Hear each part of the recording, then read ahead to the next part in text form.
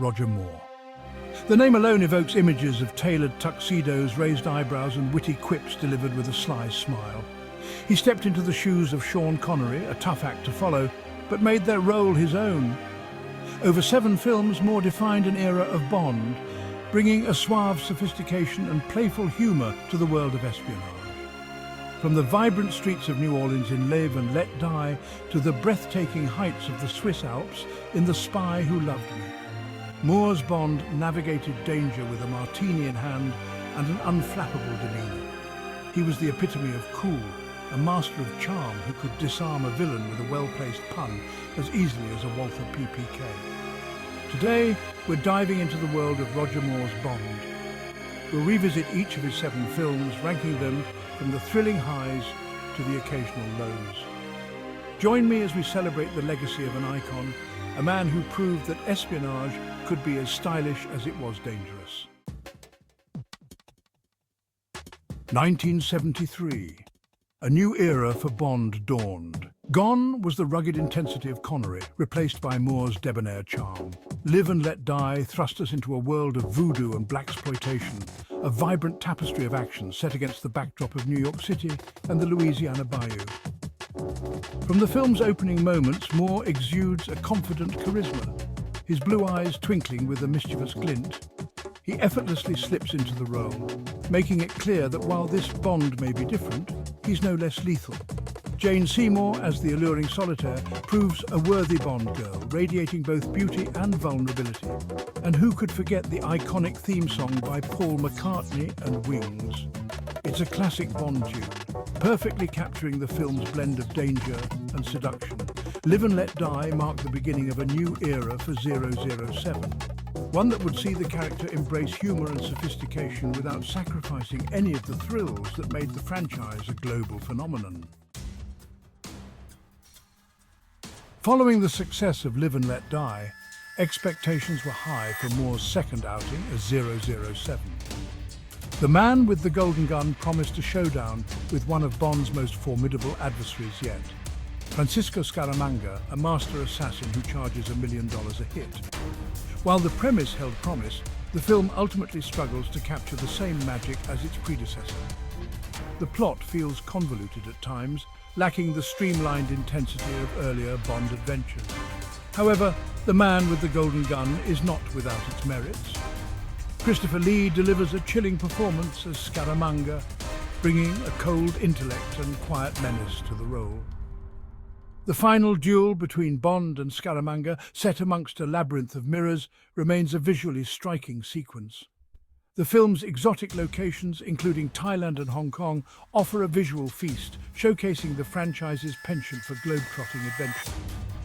Ultimately, The Man with the Golden Gun is a mixed bag, but Lee's performance and the film's stylish visuals make it worth a watch for Bond completists. 3 years after The Man with the Golden Gun, Roger Moore returned as 007 in The Spy Who Loved Me, a film many consider the pinnacle of his era. It's a return to form for the franchise, recapturing the magic of early Connery films with Moore's distinct flair. The plot is classic Bond, a megalomaniac with a plan for world domination, a beautiful and deadly female agent, and a globe-trotting adventure. Moore is in top form, his Bond oozing charm and sophistication. Chapter 4.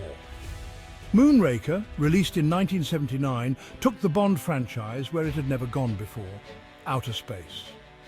Capitalizing on the success of Star Wars 2 years prior, the film embraced a more science fiction-oriented narrative, pitting Bond against Hugo Drax, a wealthy industrialist with a sinister plan to wipe out humanity and repopulate the Earth with a master race. Roger Moore, now in his 4th outing as 007, seems to relish the opportunity to embrace the more light-hearted tone of the film. Lois Chiles stars as Dr. Holly Goodhead, a CIA scientist who joins forces with Bond to stop Drax's nefarious scheme. Moonraker is a visual feast, with stunning special effects that hold up surprisingly well, even by today's standards. The film's climax, set aboard Drax's orbital space station, is a thrilling spectacle, featuring laser battles, zero-gravity fights, and a satisfyingly explosive conclusion. If you're looking for a Bond film that's a bit different from the rest, Moonraker is definitely worth a watch.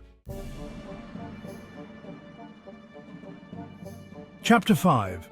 For Your Eyes Only, Back to Basics. After the spacefaring adventure of Moonraker, For Your Eyes Only brought James Bond back down to Earth, both literally and figuratively. Released in 1981, the film marked a return to the grittier, more grounded tone of the early Bond films, focusing on espionage, intrigue and Cold War tensions. Roger Moore, now in his 50s, brings a more mature and world-weary edge to the role of 007 in this outing. The plot revolves around the search for a missing British spy ship equipped with a top-secret communication device. Carol Bouquet stars as Melina Havelock, a skilled archer seeking revenge for the murder of her parents. For Your Eyes Only is notable for its spectacular stunt work, particularly a breathtaking sequence that sees Bond scaling a sheer cliff face with nothing but his wits and climbing gear. It's a solid entry in the Roger Moore era, showcasing his range as an actor and the franchise's ability to adapt to changing tastes without sacrificing its identity.